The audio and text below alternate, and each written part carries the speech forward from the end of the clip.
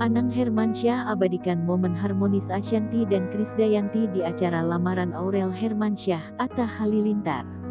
Aurel Hermansyah dan Atta Halilintar menggelar acara lamaran pada Sabtu, tanggal 13 Maret tahun 2021. Pada momen bahagia tersebut, Aurel didampingi oleh orang tuanya yaitu Anang Hermansyah, Ashanty dan Krisdayanti. Anang, Ashanty dan Krisdayanti duduk sejajar mengapit Aurel. Sementara di belakang layar, Ashanty dan Krisdayanti kedapatan memamerkan kedekatan. Kejadian itu juga menepis kabar keduanya yang tak berhubungan baik. Momen tersebut diabadikan oleh Anang yang lantas diunggah di Instagram, Minggu, tanggal 14 Maret tahun 2021.